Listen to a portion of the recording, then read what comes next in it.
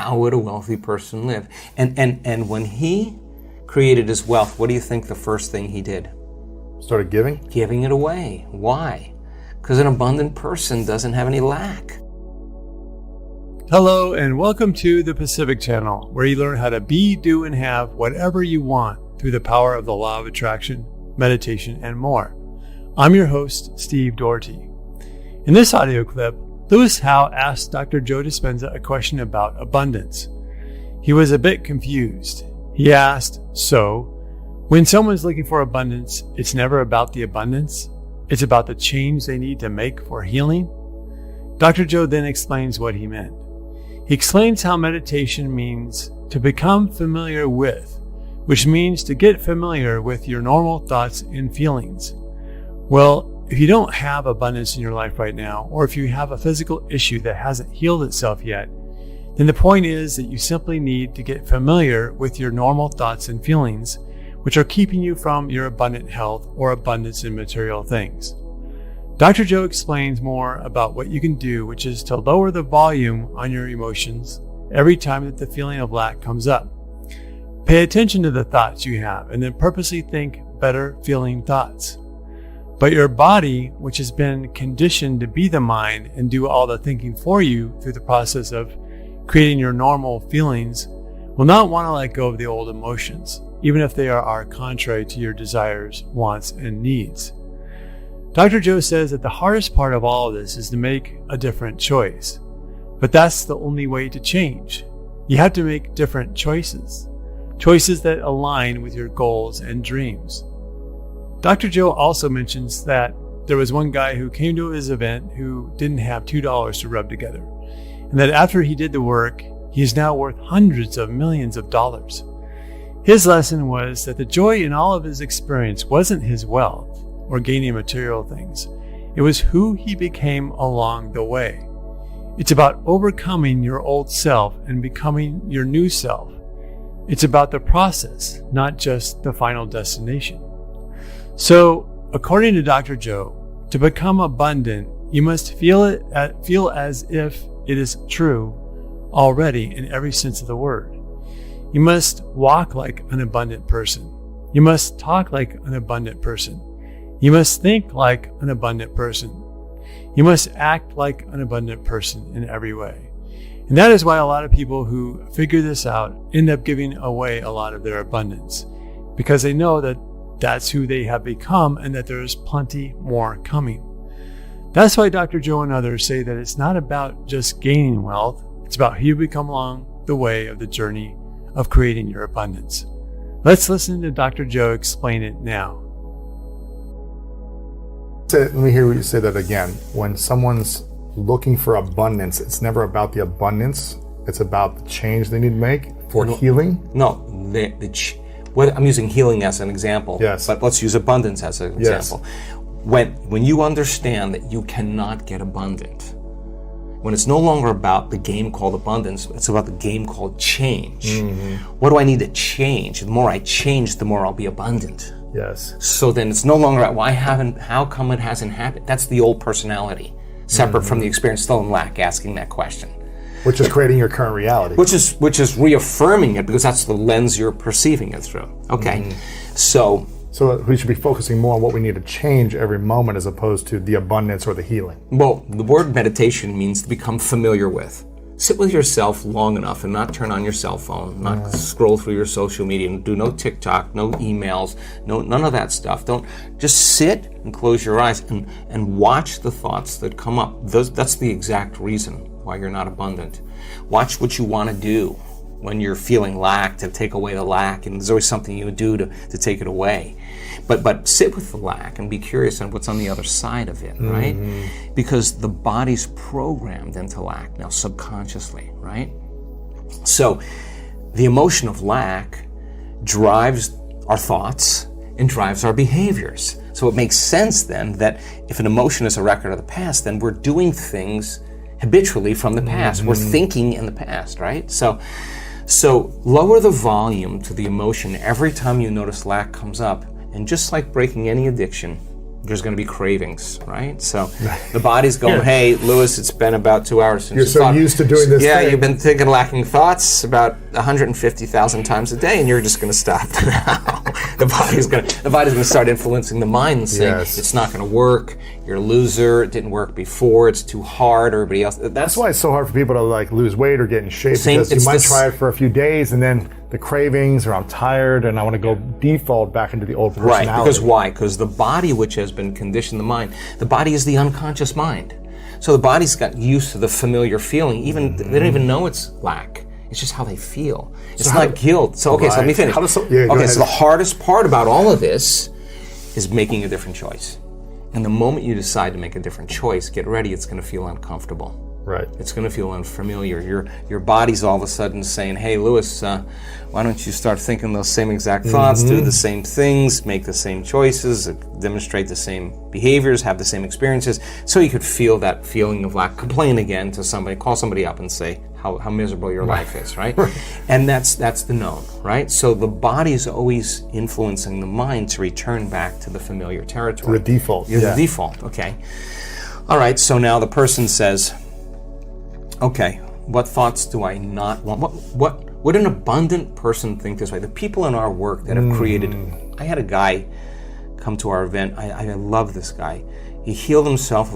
He tried to take his life 3 times. When he told me that when he came to our work, he didn't have $2 to rub together. He's worth hundreds of millions of dollars now. And he just keeps giving it away. Wow.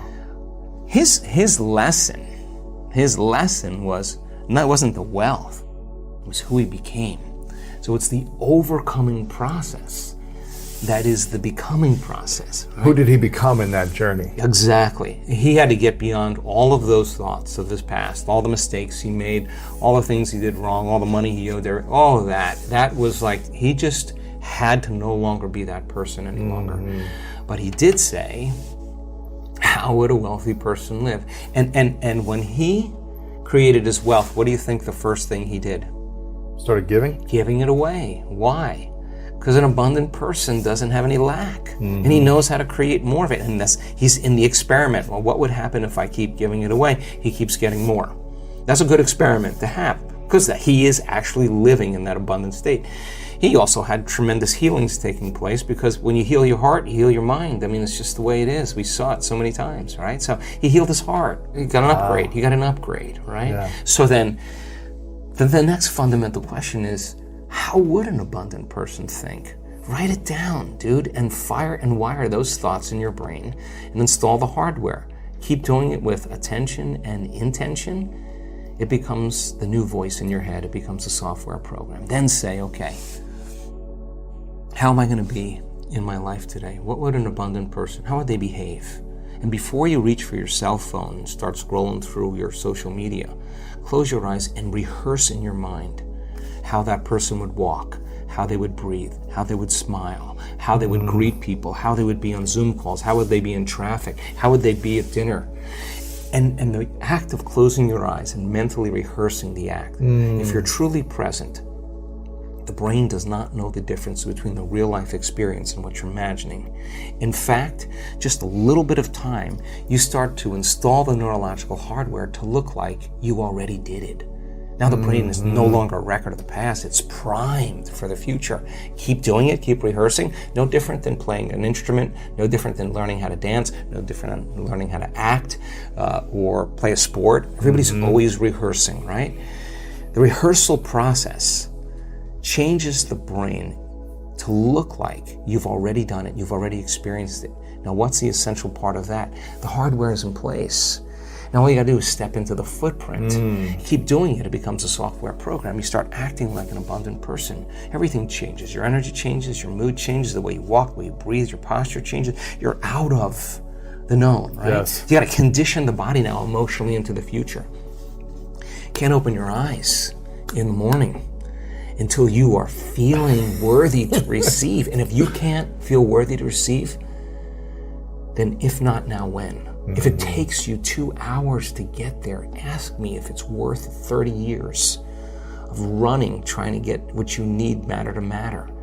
Okay, so then the person who wrestles with their lack, they're out of the bleachers and they're on the playing field. Now, here's what we learned. Let's go back to beliefs now. So remember, a belief is just a thought you keep thinking over and over again. A belief is something that you keep thinking enough times that you hardwired in your brain and it becomes an automatic program. And we have beliefs about all kinds of things: money, relationships, God, whatever it is. It's all based on what we've been told or our past experiences, right? The boundaries of those beliefs are our emotions, right? So let's just say you got betrayed or somebody abused you or your father told you that money was bad and there's never enough of it or whatever. That's a story, okay? But somehow it left an impression on you. Remember that event very clearly, and that's kind of rooted in who you are, right? Okay, so that emotion then is the boundary of our belief, okay? So how you think and how you feel creates your state of being. If you take a thought and a feeling, a thought and a feeling, a thought and a feeling, a thought and a feeling, that's called an attitude. A series of good thoughts with a series of good feelings, you say, I have a good attitude today. You have a series of negative thoughts that are connected to a series of negative feelings. You say, I have a bad attitude today. So attitudes are just shortened states of being. Good attitude in the morning, bad attitude in the afternoon. If you take an attitude, and you keep those up, and you string attitudes together, you create what's called a belief. And a belief is just an extended state of being. So if you keep thinking the same thought, you keep hardwiring it in the brain, you keep feeling the same feeling, you keep conditioning in your body, the redundancy of that cycle over and over again conditions the body to subconsciously become the mind of that belief. And all beliefs are subconscious states of being. Okay. Take a belief, and you string them together, you form what's called a perception. And perceptions are just such extended states of being that we're unconscious, and so then we edit out reality. In fact, most people don't see things the way they are, they see things the way they are, right? And people are always filling in reality unconsciously based on their memory. They could be married to a person for 40 years and they don't see the person, they see the memory of the person, right? And there's research to prove this, okay? So how do we change a belief or perception about ourselves for our lives, okay? We've studied this. Okay, let's just say that lack is ingrained in there. You got the story, you lived on the streets, you lost everything, you got betrayed, your business partner took everything, took your wife, you got the story in the half, okay? Okay, you gotta start telling a new story of the future, right? You gotta believe in that future more than you have to believe in the past. So how do you do that? You only believe in the past when you feel the emotions of the past. The only time you're gonna believe in the future is when you feel the emotions of the future, right? Okay, so in order for us to change a belief or perception about ourselves and our lives, we have to make a decision with such firm intention that the amplitude of that decision carries a level of energy that's greater than the hardwired programs in your brain and the emotional conditioning in your body. And your body literally has to respond to your mind. That the choice that you're making to change in that moment becomes a moment in time that you never forget. And here's the key. Physically. The stronger the emotion you feel when you make that choice, the more you'll remember the decision. Okay, so then how do we down-regulate that old belief? If the trauma created an emotional quotient of 6 or 7, then your decision to change your beliefs got to be a 9. Right. And you got to come out of your resting state, and that moment has to define you. You could say, I know exactly where I was, the time of day it was, who I was with, when I made my mind up to change, right? Because you created a long-term memory. Long-term memories are created from strong emotion, right? But if the amplitude of that emotion is greater than the betrayal, boom, the body starts responding to the mind, and you're actually giving your body a taste of the future emotionally. So you brand your... What's possible. No, your body's actually getting the taste of that future event. It's experiencing the future now. Exactly. Big explosion in the quantum field. Big explosion. So the side effect of that is if you combine that clear intention with that elevated emotion, you're basically remembering your future, and it looks no different than remembering your past. Think neurologically within the circuits of that memory and feel within the emotions of that new belief, and watch your life begin to change, because nothing changes in our life that we change. And when we change our energy, we change our life. So now the experiment all of a sudden is no longer based on it being hard or trying or wishing or wanting or hoping. That's what we do when we're in lack or separation. It's about change. So then when we finally realize, in order for us to become abundant, we have to overcome the old personality. And that's 95% of who we are, right? Yes. So then the side effect of the beginning of this process is a lot of discomfort. It is a lot of discomfort because you're stepping outside the known into the unknown, and now you can't predict. It's scary. No, It's you'd fearful. rather hold on to your lack, The pain, the suffering. rather tell the story of that. At least it makes you feel something that's familiar. When you step outside and you're saying, I'm not going to complain about money any longer, I'm not going to complain about I don't have any, I'm not going to judge other people who do, I'm not going to say I can, I'm not worthy, it's never going to work. All those things got to go. I'm not going to feel lack, I'm not going to feel unworthy, I'm not going to feel separation, I'm not going to feel resentment. These are the things that are keeping my reality the same. Now it's no longer about abundance, about who you become. So the overcoming process becomes the becoming process. And so many people come to this work, they want abundance, they want healing, they want a new relationship, they want a new career, they want the mystical, but really they want wholeness. And They want healing, they want peace. they want wholeness. Because they feel unwhole. Well, when you're in lack or you're in separation, you're not whole. Imagine feeling so much wholeness that's impossible to want. That's what we're working on with people. Then you can really enjoy a sunset. Then you can really enjoy a meal. Then you can really enjoy your friends. Then you can. I talk to people that are very abundant. I mean, in the billions abundant, and so many of them say we are in misery. They're not whole. We're in agony because they can't enjoy life anymore. That's what they want. I mean, people want abundance to be able to enjoy life. They want to be able to do whatever they want with whoever they want as many times as they want, wherever they want. That's freedom, right? Or people want abundance. The sponsoring thought is really they want freedom, right? Or whatever their sponsoring thought would be, right? So then creating from the field instead of from matter, to shorten the distance between cause and effect, requires that clear intention with that elevated emotion, coherent brain and coherent heart. Tune into that energy and feel it with your brain and your heart. I mean, we have plenty of ways to do that. Examine your personality and examine your personal reality. Change your personality, change your personal reality. Don't make it be about abundance. Make it about becoming abundant by overcoming the person who's not abundant.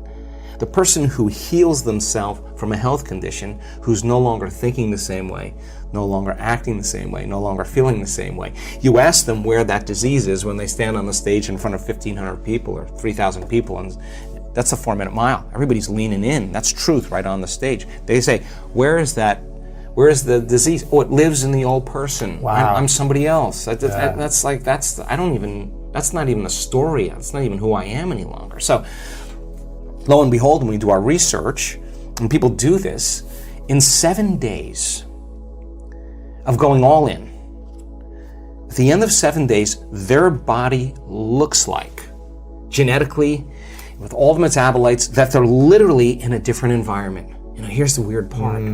They're in a ballroom. Right. There's not a lot happening in a ballroom. Right. What's happening in a ballroom? I've been to thousands of ballrooms.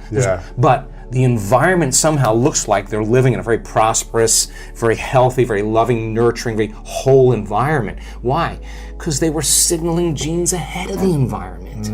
And if the environment signals the gene, okay, that's epigenetics. The end product of the experience in the environment is an emotion. If you feel the emotion before the experience, you're signaling the gene ahead of the environment. And genes make proteins. And proteins are responsible for the structure and the function of your body. Look at Jack, by the way. I like that. Look at that muscle over here. The expression of proteins is the expression of life. So you actually become abundant. You actually become that person. And people who are truly abundant have no problem with losing things. One of the interesting things that Dr. Joe said here was that a belief is just a thought that you keep on thinking. A belief is just an extended state of being, and all beliefs are subconscious states of being. So the question then becomes, how can we change a belief? How can we change a negative belief? How can we go from a belief in scarcity to a belief in abundance? you've got to start telling the story of your future. It doesn't mean that you tell others about your new future. It's actually better to keep it to yourself. But this is why scripting works. Scripting is where you write your future the way that you want it to be, and you do that every day. The other thing that Dr. Joe said is that if the trauma that created your old scarcity mindset belief is a 6 out of 10, then your new intention for an abundant life and the corresponding elevated emotion to overcome the old belief must be a 9 out of 10, for example. This is why his week-long workshops work so well. I'm sure he has people set intentions the very first day, and it's a day that they never forget. They'll be able to tell you years later the exact day, who they are with, what happened, and how they powerfully decided to finally change. But you don't have to go to one of the workshops to do this. It's just that you would have to find a way to make the time that you finally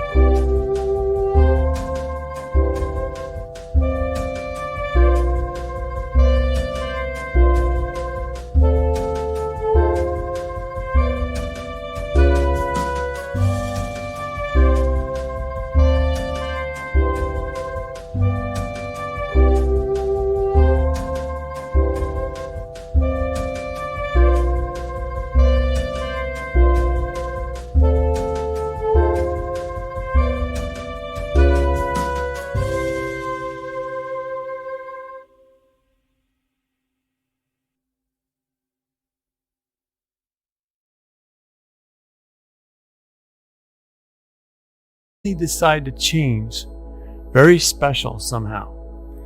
Maybe you hike to a mountaintop with a friend and you both do it together. Or maybe you go somewhere else that is a very special place for you and you create some sort of a ceremony of letting go of your past and your old personality to decide to be the new you. Whatever you do, you've got to make it a powerful decision that you never forget. According to Dr. Joe, that is when there will be a big explosion of energy for you in the quantum field. At this ceremony for yourself, you're going to be saying things that Dr. Joe suggests. What he said bears repeating when you finally make up your mind to change. You're going to have to tell yourself something like, I'm not going to complain about money any longer. I'm not going to judge other people anymore. I'm not going to say that I'm not worthy. All these things gotta go. I'm not going to feel lack. I'm not going to feel unworthy. I'm not going to feel separation. I'm not going to feel resentment. These are the things that are keeping my reality the same. Now it's no longer about abundance. It's about who you become along the way. You have to overcome your old self. The overcoming process becomes the becoming process. When you successfully do this, you will feel so whole that you no longer even want anything, according to Dr. Joe. And ironically enough, that's when everything you want to manifest will quickly come to you. If you like this video, please like, comment, and share it with others. Think about those who you know who might be ready for this information and share it with them.